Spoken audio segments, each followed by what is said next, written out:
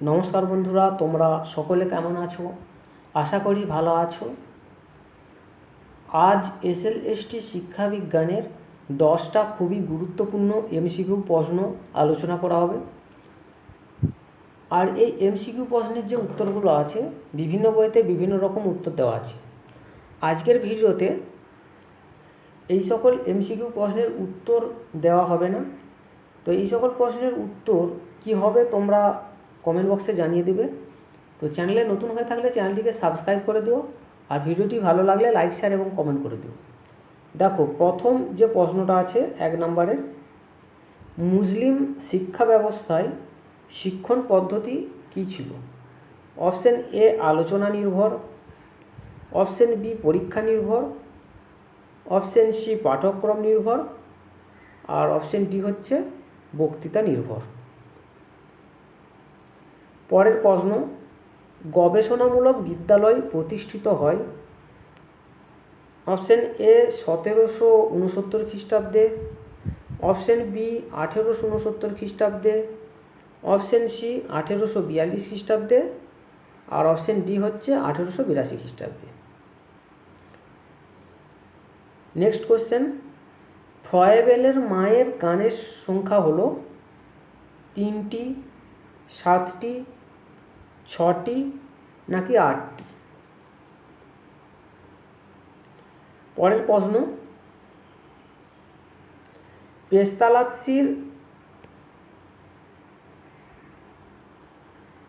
পেস্তালাৎসির শিক্ষা চিন্তার সঙ্গে বিশেষ সাদৃশ্য দেখা যায়।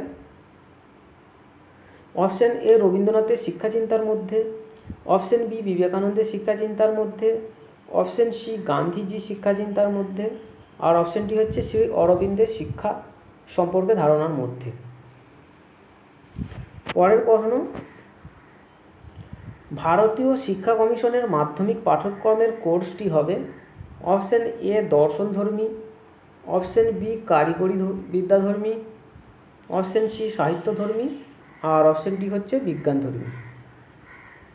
নেক্সট কোশ্চেন, ওয়ার্ধা পরিকল্পনার সদস্য সংখ্যা ছিল অপশন এ 12 জন, অপশন বি 10 জন, অপশন সি 15 জন, আর অপশন ডি হচ্ছে 20 জন। পরের প্রশ্ন, হান্টার কমিশনে বাঙালি সদস্য ছিলেন অপশন এ 1 জন, অপশন বি 2 জন, অপশন সি 3 জন, আর অপশন ডি হচ্ছে 4 জন। পরের প্রশ্ন, হান্টার কমিশনে ভারতীয় সদস্য সংখ্যা ছিল 3 জন, 4 জন, 7 জন নাকি 6 জন? পরের প্রশ্ন, বুনিয়াদী শিক্ষার দ্বিতীয় সম্মেলন হয়েছিল অপশন এ 1941 খ্রিস্টাব্দে দিল্লির জামিয়ানগরে, অপশন বি 1943 খ্রিস্টাব্দে সুরাটে, অপশন সি 1945 খ্রিস্টাব্দে সেবাগ্রামে, অপশন ডি হচ্ছে কোনোটি নয়। নেক্সট কোশ্চেন, নিচের কোনটি সঠিক নয়? সার্জেন্ট রিপোর্টে অপশন এ বলেছে জুনিয়র বেসিক স্তরে উত্তীর্ণ সব শিক্ষার্থী হাই স্কুলের প্রবেশাধিকার পাবে, অপশন বি এই স্তরের শিক্ষার্থীদের উপযুক্ত বেতন দিতে হবে, অপশন সি উচ্চ বিদ্যালয় শিক্ষা শেষে একটি বড় অংশ শিক্ষার্থীর বৃত্তি শিক্ষার সুযোগ দিতে হবে, আর অপশন ডি হচ্ছে উচ্চ বিদ্যালয়ের 2 ধরনের শিক্ষা ব্যবস্থা থাকবে, সাধারণ এবং টেকনিক্যাল। ঠিক আছে, তো এই প্রশ্নগুলোর উত্তর তোমরা কমেন্ট বক্সে জানাবে। তো আজকের মতো এখানেই শেষ করছি, পরের এপিসোডে আবার দেখা হবে। আর ভিডিওর মধ্যে যদি কোথাও কোনো ভুল হয়ে থাকে কমেন্ট বক্সে জানিয়ে দেবে।